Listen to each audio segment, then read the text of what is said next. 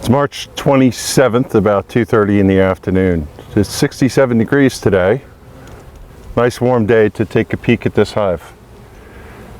It's still early spring in New Jersey. Just a quick commentary about this. I don't plan to go through this hive. It's too early. It may be nice today. We might have had a 70-degree day later. But if I look at the forecast ahead, there's high of 50, 55 at most, rainy, lows in the 30 to 35 range for the rest of the week. I think I want to wait till early April. Now, depending on where you are, where the high is above 45 at night, then you really want to know what's going on, and maybe you could start doing inspections on really warm days. In my case, I could tell the hive's alive. They're bringing in pollen like crazy, and they're super, super busy. What I want to know is I have no idea what this hive looks like. Let me talk about this hive and why it looks this way. I typically do not overwinter my hives with 3 boxes. This hive in the fall was a deep and a medium box, but it wasn't very big. Over on the other stand was a single that never grew into a double deep. You can tell by this paper here that I did a combo. I combined the 2 hives, or 2 boxes, with 1, and that's why there's 3 on the stack here. Typically, I would overwinter with 2 deeps. I see all the activity. I know this hive is growing. I've been watching the entrance to see if there's any drones coming. Later in the afternoon, 2, 3 o'clock is when the drones typically come out. I don't see any drones on the landing board whatsoever. That's not to say that when I go inside and look at a frame or 2, if I get that far, that I might not encounter a drone. Really, all I want to do today is come off the top and take this top box off and see what's from here down. I'm not taking it apart. I'm going to wait till early April to do any kind of reconfiguration. If I were going to swap and put this down here or pyramid up or do any of that stuff, checkerboarding, I'm going to wait till it's warmer every day. So really right now is I'm just trying to get a sense of what the hive looks like so I can prepare for my future of what I want to do with this hive. And I just need to know what the population looks like. So I'm going to take it off. This is the first time I looked at it. This hive had insulation around it, foam insulation. I took the foam insulation off today. So I'm just taking you along from the journey. Let's see what happens here. Got my smoker lit.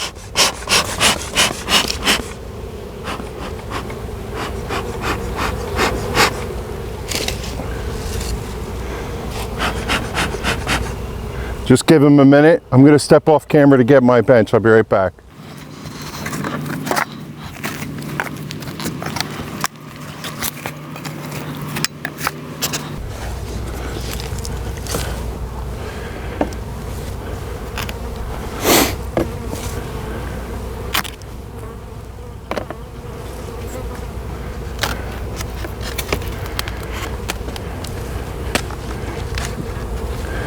Just a quick note about how this hive is set up on the top. I run a 2-inch insulation over top of the inner cover all year long, underneath the underneath the telescoping cover, sitting on top of the inner cover.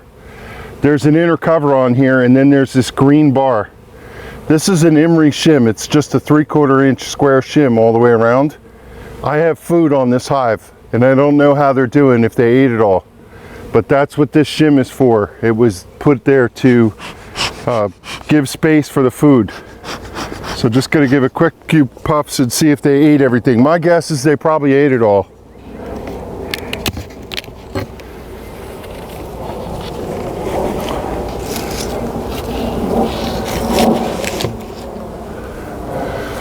So they probably ate 90% of it. I see just a small little packet of sugar here. I could see up in the top, frame of honey, frame of honey, frame of honey. Honey is gone, honey is gone, honey is gone. So let me do this way. 1, the honey is gone. Frame 2, there's honey up in the top. 3, 4, 5, 6 extra honey still left. 7, 8, 9 gone. Nothing there. Now all I want to do, again, from a perspective of looking at this hive, is I want to pop this top box and I want to see what the population looks underneath, and then I'm done. That's my objective. So I'm just going to give a quick smoke.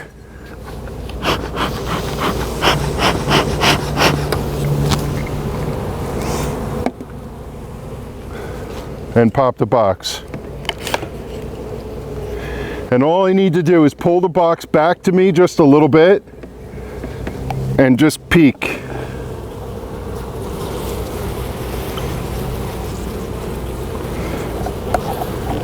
I'm going to do something wrong here just for the video. I'm going to tilt it this way. So maybe you could see, I don't know. But what I see is it's full of bees all the way through. Good population in the hive. There's bees on 3, 4, 5, 6, 7, 8, 9. Nothing on 1, 2, and 10. So there's probably a solid column of bees through. This hive is going to do really well come spring. And it needs to be manipulated. So you know what? I'm not going to stand here and yak. Let me close the thing up. That's all I really wanted to know, how this hive was doing. Now I know that this hive needs some swarm prevention early in the season. I'm going to put my cover back on and I'm going to close up shop, and I'll be back in this hive when it's warmer. But it looks really good. I'm happy and pleased with the way that it came out of winter. Now I could possibly put more food on this thing, but why would I? I could see they have frames of honey, and I'd rather have that than feed them sugar. They're not going to starve. I could look off into the distance to see a tree in full flower up there. So I'm positive that we're good to go. And I'm looking forward to the season's going to break anytime now. So I'm going to put my lids back on. Now one thing I want you to note, and it may not have been obvious, when I lifted the box and tried to pull it back, I couldn't do it because there was propolis all the way across. Now I just broke the propolis. It's a decent, warm enough day. There's enough sunlight. It might move back, but tonight when it's 35, 40 degrees, that propolis is not going to stick together as well. I'd rather not come down and break the propolis down here in the brood box. Is it a big deal? Maybe not, but why? Why would you do that to them? Let's leave them be and let spring come the way it's supposed to, and when it gets warmer we can do whatever management's required. So thanks for watching, and maybe we'll go take a peek at some of the other hives too. Just a quick talk about this hive. It may not be evident with this insulation on, but this is an 8-frame hive. It's 2 deeps and it has 2-inch insulation. I think you can tell by the entrance that the hive is doing fine. I'm seeing, like the one next to it, all the pollen coming in. It's a light cream colored pollen. Occasionally something is marigold yellow. And there's a really big amount of activity been going on with this hive every time it's been warm. My guess is this hive is full of bees. This hive started really early this year as I've been watching it, and it's just been really performing. So I think what I'm going to do with this hive is actually move it to a 10 frame and give them more space, because it's going to be a super large colony. Now there's one thing I want to talk about here. When you get to late March and April, you're going to want to inspect your hives every week. As I look here, there's something I want you to notice. Let me see if I can turn the camera around.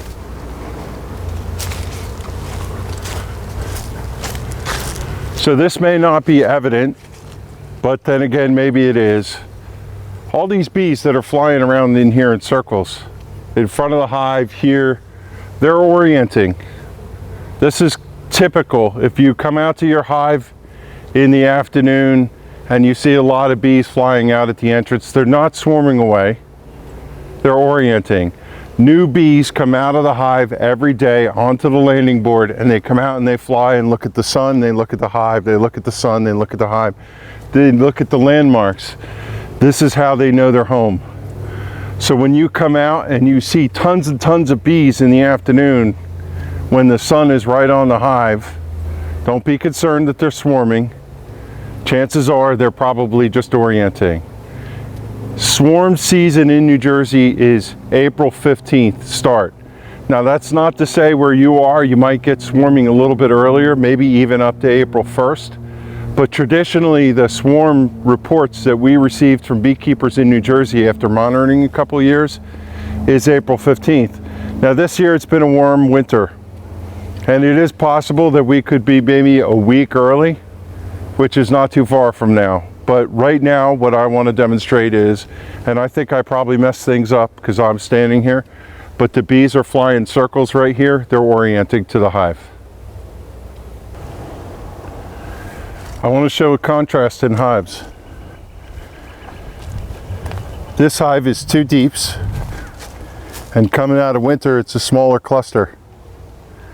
This hive had a really big cluster going into winter, but it wasn't treated. My guess is the varroa mites have taken its toll. I showed this hive on a video recently, and I looked in the top box after taking it off, and there's about 5 to 8 frames of bees through the middle. Now what's really strange is, as I shoot this video, it's only a few minutes after I showed you the other ones, these bees are not flying as heavy. They're not doing as much. Each hive has its own personality. I've come out here and this hive's been flying like crazy, and I've come out here and the hive is hardly flying. Each hive is like a child. They act and behave differently. So I don't know why this one's not going crazy and bringing in pollen. It does give me some concern that maybe there's something going on in here, and when it gets warmer I'll be able to tell. I mean, I do see bees coming in with pollen, so they're raising brood. But again, right now it's a little too cold. I'm not interested in going in, so I'm going to hold off. Just showing you what different hives look like. Now there are bees coming and going, so it's not like this hive is dysfunctional. And I checked its food. It does have enough food and it's doing okay that way. So there you go. So today is Tuesday, March 31st. Taking a little break from work. It's about 2 in the afternoon. I have to admit it's a little chilly out here. It's a high of 45 today. Low is going to go down to around 32 tonight. I wanted to follow up the video I shot and put a second part on this. I didn't post the first part the other day because I wanted to make sure I addressed something that was on my mind after shooting the first piece. I'm here in Hunterdon County, and I know, and I'm looking around on Facebook with a lot of people who are opening their hives and doing what they're supposed to do. Some of them have already done reversals and broken their hives apart. Look, beekeeping is local. It all depends on what you have. I happen to live in the bottom of a valley in a hole, so things tend to be a little cooler here. But my neighbor just down the road, he's already split and done his reversals on his hives in advance of trying to get ahead of swarm prevention. To each his own, and that's what I want to say. You're in control of your own destiny. I know it's cold. I thought it was going to be cold, and I'm right. It's cool. Now there's a couple bees flying today, but there's not a lot of activity going on, and they'll certainly be on the cluster tonight. And it looks like for the next week or so here in this location, it's going to be the same. High of 45, 50, low of anywhere from 30 to 40 something at night. So you have to gauge where you're at and what's going on. Now, as I watch on the internet, all the people in South Jersey down to Maryland, I was in a Maryland online meeting last week, they're already warm enough to do some spring activities, and they should be getting ahead of it. I just wanted to tell you that you have to figure out what plan is good for you. I think it's too early to be making splits, for example. I didn't see any drones when I did this video. Now I know that some places they have drones. I've seen it on the internet. That's a great thing about Facebook and some of these other sites is they can show you what's coming. And I also try to pay attention to where people are posting. You want to be really careful that you're not doing things in New Jersey and get really excited about what's going on because you're watching people in Virginia who are far warmer than we are, as an example.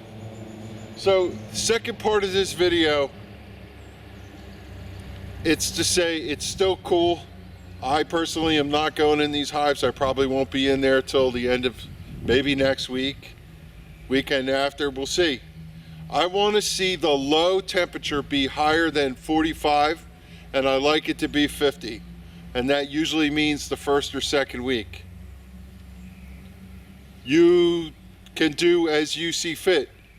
I would suggest to you though that if you're going to open your hives, break the seals, swap things around, pyramid up, do whatever you're going to do, which are techniques I'm going to talk about in future videos, that you do it on warm days. You be very careful about how long you keep the hive open. You don't want to chill the brood and kill it. There's another aspect right now where some people are talking about feeding.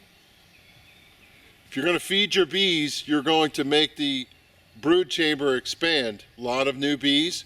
And then if we get a cold snap where they contract, you could lose some bees because they're going to come back to the cluster and they may not be able to cover it all. I don't want to go into all the details of that. What I want you to do is think. Think about what's going on from a biology standpoint. These bees probably started building brood in earnest back in late January, early February, and they're building. There's no doubt the cluster is getting bigger. Are they going to swarm? No, they're not close based on what I saw from going inside. And I said, I'll keep an eye on it. Talking to a friend of mine, we always talk about in April, you're in every week watching your hive, looking at what's going on when it gets warm enough. So we'll see. All right, that's all. I just wanted to shoot this second video to follow on what you've been watching, just to give a little more context and perspective. Tiger the bee cat. He's still with me here hanging out in the bee yard. So I'm enjoying this. Just chilling out today, taking a little break from work.